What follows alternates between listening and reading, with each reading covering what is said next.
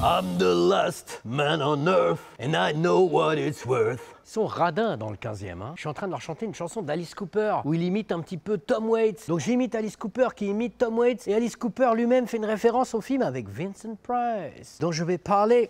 Ah, ça t'apprendra, sale bourgeois! The Last Man on Earth!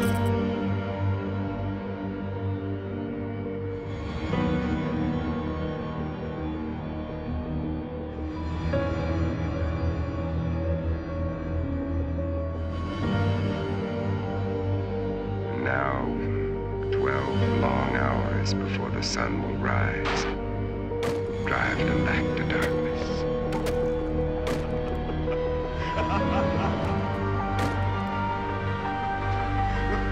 The Last Man on Earth. Voilà l'exemple d'un film qui coûte pas grand-chose, parce qu'il n'y a pas grand-chose dans ce film qui coûte pas grand-chose. Qu'est-ce qu'il y a? Il y a Vincent qui se promène comme ça, avec une veuve qui dit « Aujourd'hui, j'ai mangé des œufs. Demain, je mangerai de la charcuterie. Après-demain, j'irai au cinéma. » C'est pas du tout dans le film, parce qu'il n'y a plus de cinéma. Il y a presque plus d'œufs, d'ailleurs, puisqu'il n'y a presque plus rien. Vincent est le seul à arpenter, en tout cas en tant qu'humain, puisqu'il est Last Man on Earth. December 1965.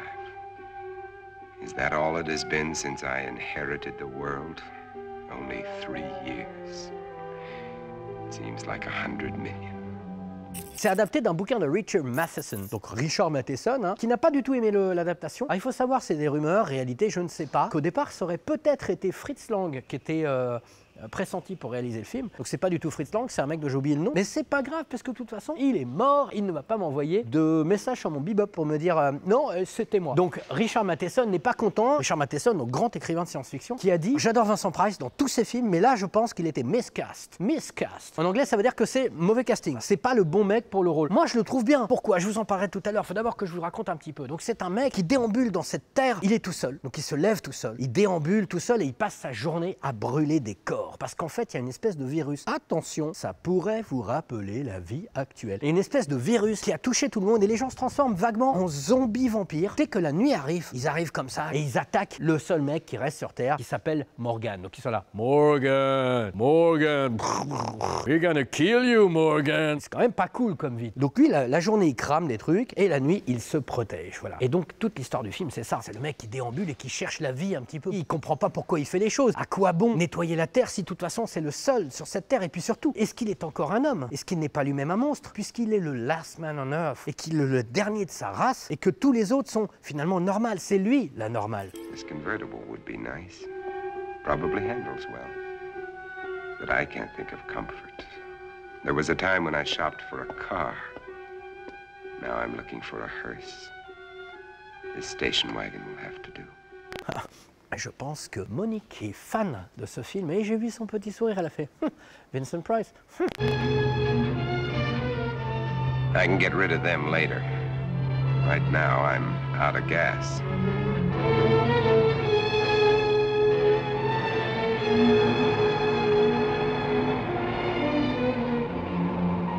Alors le mec, le réalisateur dont j'ai oublié le nom, il s'appelle Sidney Salko. Ça m'est revenu comme ça entre deux prises, j'ai fait « C'est Sidney Salko », c'est pas du tout parce que je l'ai écrit sur une fiche. Il serait là. Non, non, non, c'est parce que je m'en souviens. Sidney Salko, c'est un mec qui a fait, il s'appelle pas Salcon, hein, ça va, Ivan, ça.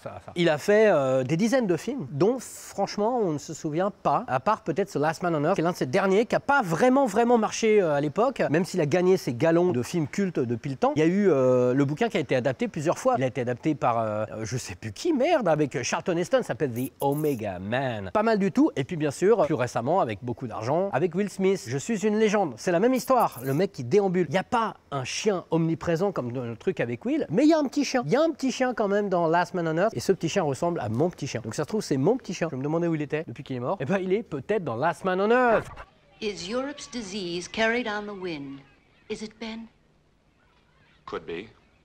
Allez, on va lancer une nouvelle rubrique. La rubrique non mais sans déconner, disons la vérité.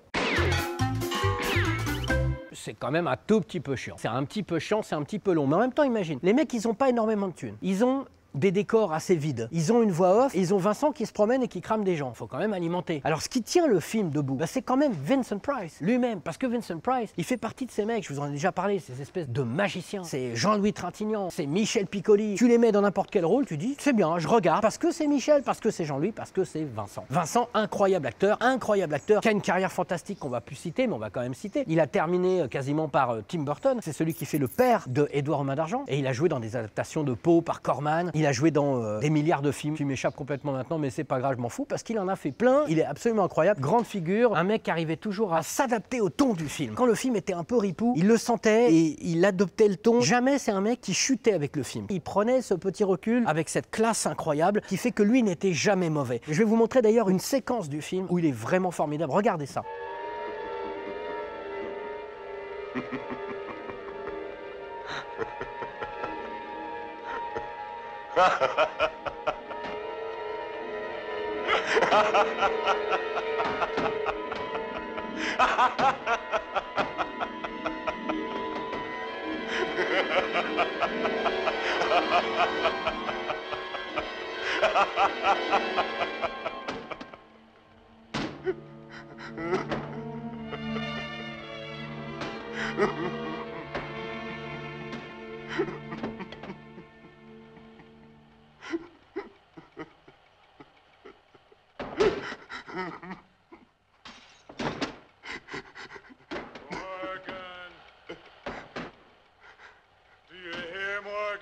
Comment c'est dur de faire ça. C'est-à-dire qu'on a un mec qui est quand même tout seul à l'écran, sans coupure, qui rigole et qui se met à pleurer d'un coup. Jim Carrey a réussi à le faire dans Dumb and Dumber, c'est très dur à faire ça.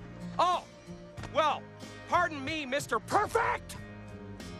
I guess I forgot that you never ever make a mistake. Vincent Price, il tient vraiment le film sur ses épaules, puisqu'il est quasiment tout seul jusqu'au moment où il ne l'est plus. Et d'ailleurs, je vais vous montrer un figurant, vampire, pas vampire, regardez-le bien.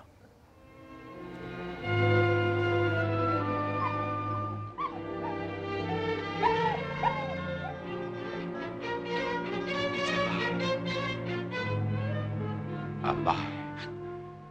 It's alive.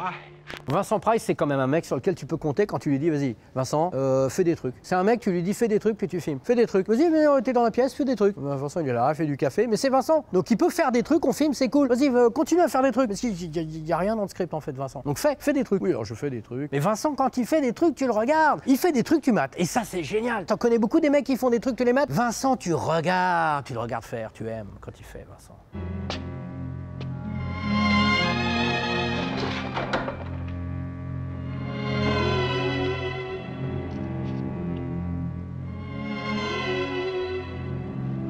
They can't bear to see their image. It repels them. I need more mirrors.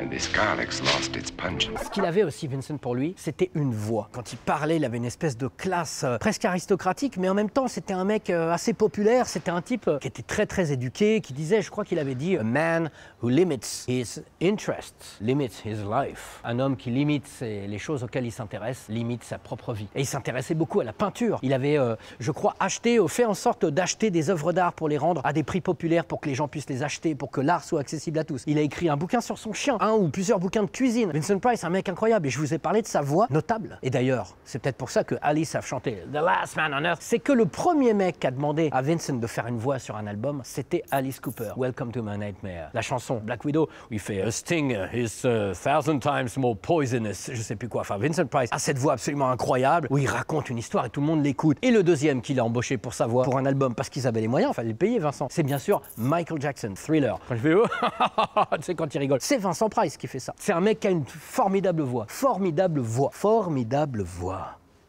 Infected systems are allergic to garlic. You think I'm one of them?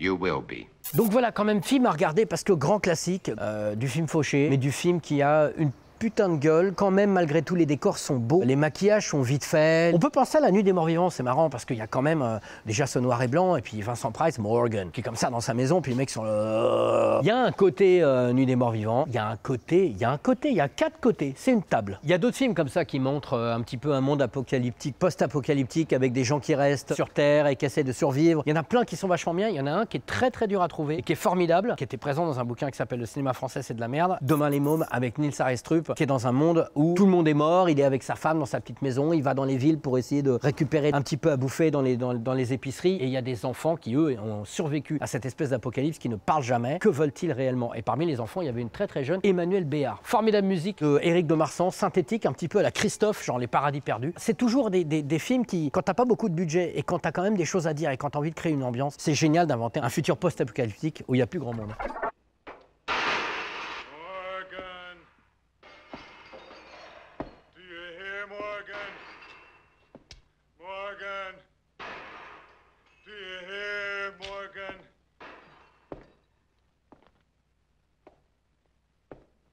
J'ai une petite question. Ce chien. Ben alors, qu'est-ce qu'il y a de rigolo par ici? Ils sont sympas, les gens dans la rue, c'est ça? Donc ce petit chien, est-il, lui, un vampire mort-vivant? Et si oui, pourquoi? Racontez-moi l'histoire de ce petit chien. Je vous ai posé la question avant de lire vos réponses, mais ce chien a fait irruption et on écoute toujours les chiens. La dernière fois, je vous avais dit, c'est dans l'émission sur Massacre à la tronçonneuse, je vous avais cité une phrase d'un bouquin de Julien Cévéron qui se terminait par ces 2 points, et je vous avais dit, imaginez-moi la suite. Et j'ai eu quelques réponses rigolotes que j'ai absolument jamais lues. Nécromorbide qui me dit, ces 2 points peuvent être liés par un lien d'un archétype de concordance comme une greffe de siamois, même un peu bancal ou transgenre, mais avec un lien toujours linéaire. C'est toujours ultra quantique. Merci Nécromorbide d'être à ce point quantique. Et autre réponse, celle d'Olivier Labbé qui me dit: comment une caméra lit l'obscurité et la lumière et à quel point ces 2 points peuvent être concupiscents entre le rire et les larmes comme dans Requiem pour un massacre de Klimov. Au lance-flamme cette fois-ci le massacre. Autre chef-d'œuvre de chocolat noir 95% de 1987. On rigole pas, la vache! À manger découpé à la tronçonneuse ou fondu au lance-flamme en gardant la banane pour la fin. Du dur, du dul. Je vous jure que c'est vraiment écrit comme ça. Hein. Donc on a quand même des gens sur Freaksome qui sont assez bizarre. Je pense que c'est les last men on earth. Et heureusement qu'il reste des men comme ça. Et des women comme ça. Parce que s'il n'y avait pas des gens chelous sur Terre, on se ferait chier. D'ailleurs, ce film, Last Man on Earth, n'est-il pas une métaphore de ce qui va nous arriver? Est-ce que bientôt nous aussi, nous allons cramer les gens? Brûler les souvenirs? Brûler vos amis, votre famille? Brûler tout le monde? Brûlons tous ensemble. À bientôt.